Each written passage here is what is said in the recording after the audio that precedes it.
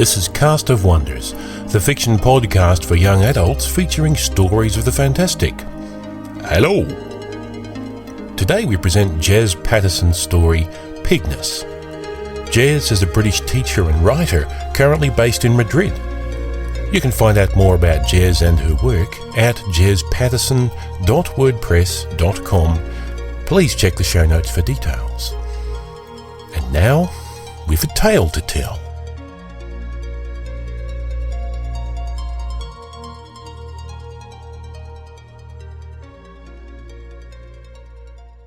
Pignus by Jez Patterson. Like most things in life, Ekram had discovered, the ways of getting it wrong dwarfed the ways of getting it right. It therefore paid to go with what you knew. Paid quite well, he hoped, as he travelled across town to check out the pawn shop Shami had told him about. Times were hard. Shami's mother had gone to the shop with a silver picture frame her mother had left her. Shami didn't know how much his mother had got for it, only that the weird owner had forbidden her to take the photo out, insisting that leaving it in increased the value. The picture was of Shami's dad, taken before the cancer stretched him about every which way and then discarded him, skinny and boneless. Shami just had his mother now, and government benefits definitely didn't stretch every which way. Ekram had known him since primary school, and they still crashed at each other's places. Ekram grateful for a decent meal, Shami for a space on the bedsit floor to get away from his mother's tears and complaints. Ekram knew what that was like. Hadn't he left home for something similar? The bus swung in, lurched to a halt, and Ekram almost had to monkey bar his way down the aisle to reach the door. He had the route mapped on a scrap of paper, but now he was here, he realised the area was familiar. There'd once been a hairdresser's where the pawn shop now stood. The new owner had kept the old windows, but had shelves pushed up against them to display all the items people had come to convert into cash. I went in later and there was no one about. Really, the till was just standing there, drawer out. No CCTV cameras either. I checked. He and Shami had done a few burglaries together, but they left you feeling dirty after, and there was always the risk an angry owner would turn up and go nuts on you. The elderly were easier targets, but had that got out, they would never have heard the end of it. Besides, you never knew who their grandsons were. The pawnbroker hadn't let Shami's mother take the photo out. He profited out of people's desperation and evidently took pleasure in it.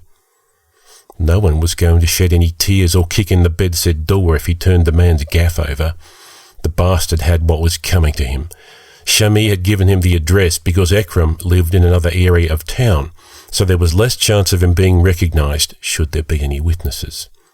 One of the basic rules you followed to get it right. Ekram looked up at the sign, Pignus, with no idea if it meant something or was just the owner's name. He focused on the pig part and thought it was apt. When he pushed the door, the bell said donk rather than chimed. He paused and waited to see if anything else would happen. Nothing. As the door gently closed behind him, the noise from the traffic outside was snipped off. An old clock and a watch both ticked in the shop, alternating their beats like a man with a club foot marching on the spot.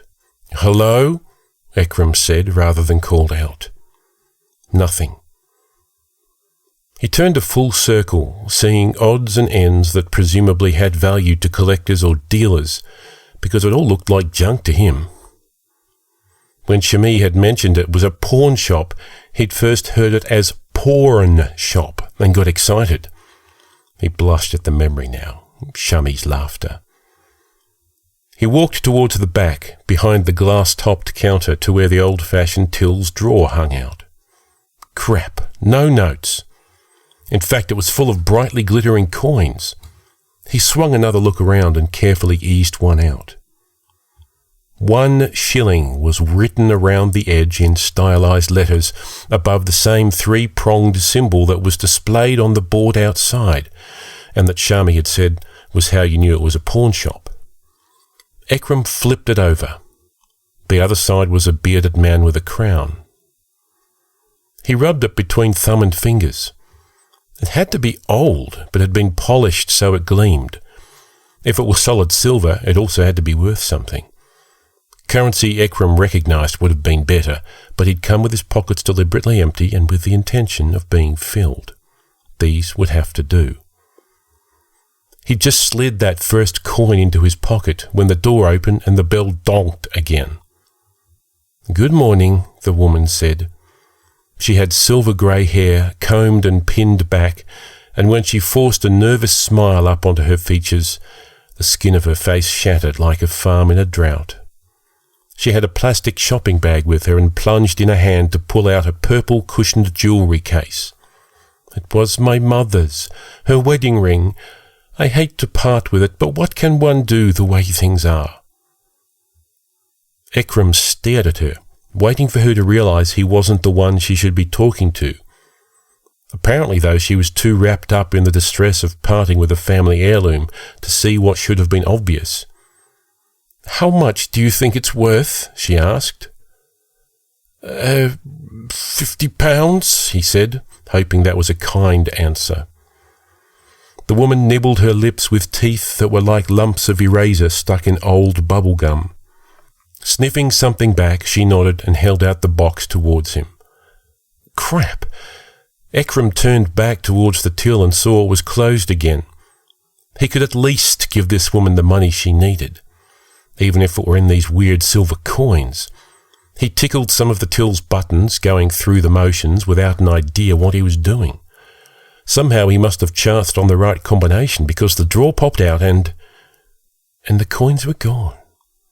Instead, there were 2 20s, 1 10. He pulled them out, swallowing cotton wool. The woman took them and, with trembling hands, folded them into small, neat squares and placed them in a purse full of old receipts and hair clips, and no doubt little else. After the door donked, Ekram looked at the till and saw the drawer was back in. It must be one of those magician's trick mechanisms. He once had a matchbox where one side, the coin was shown, but you twisted it round and pulled the drawer out and the coin had gone. Something like that. The 50 quid part was just a neat coincidence. His fingers twitched and he plucked the shilling from his pocket and took a closer look. The king's crown was funny looking. The twin towers more like spires and the band like curly hair. The beard was short, like some pretentious artist or psychologist would wear it. Donk. Ekram sidled round the customer, who even now had a finger raised to ask him for the price of a bag of bits and pieces he'd brought with him. Ekram grabbed the door handle, gave it a yank, but didn't even get a rattle for his trouble. It was stuck fast. "What have you done to the door?" he asked the man.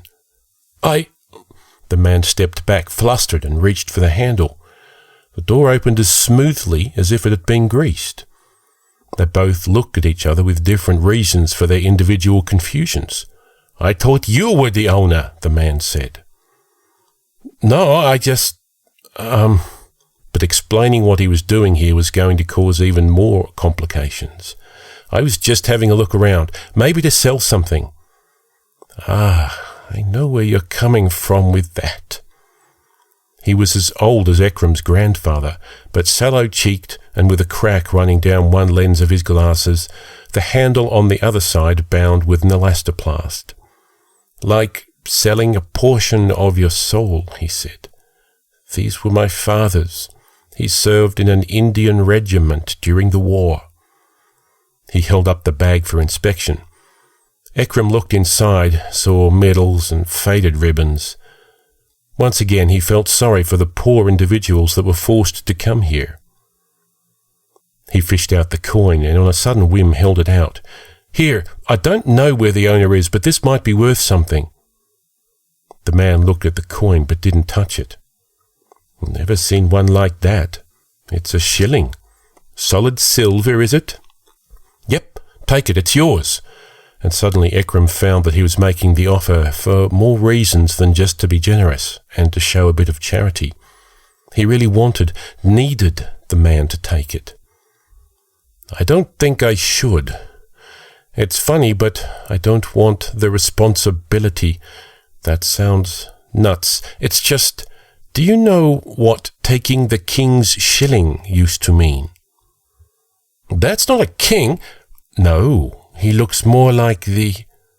The man paused, looked away from the coin, directly at Ekram. My father told me about it. Taking the king's shilling was what men were persuaded to do when they joined up to fight.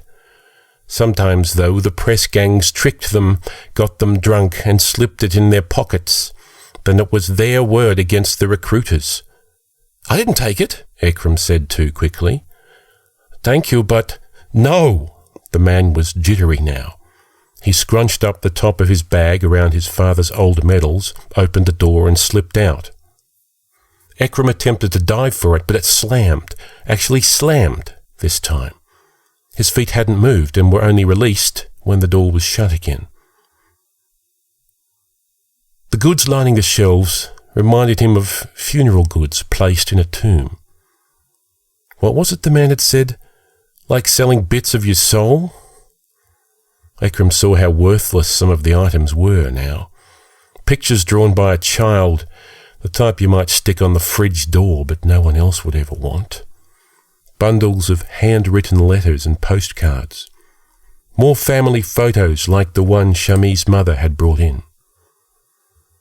The owner hadn't been after the frame. The pawnbroker's three-pronged symbol on the coin and the shop front could just as easily have been turned the other way around to be the head of a trident. The king's face, too, could have been someone else. He'd taken this particular king's shilling and had been recruited to run the shop in the true owner's absence. Perhaps whilst they opened up new shops elsewhere. There was always plenty of desperation in the world, and people would sell whatever they had to get by, even if they didn't know exactly what it was they were parting with. The owner just needed a fresh face to conduct the dirtier side of his business. Ekram felt oddly flattered in being trusted with the position, not to mention oddly powerful. The bell donked, and an ashen-faced woman carrying a box of unopened baby toys stepped in. Her eyes swam in pained, desperate circles. Ekram found the right kind of smile, and his fingers rose to lace at his chest, thumbs tapping meditatively. "Can we help you, madam?" he said.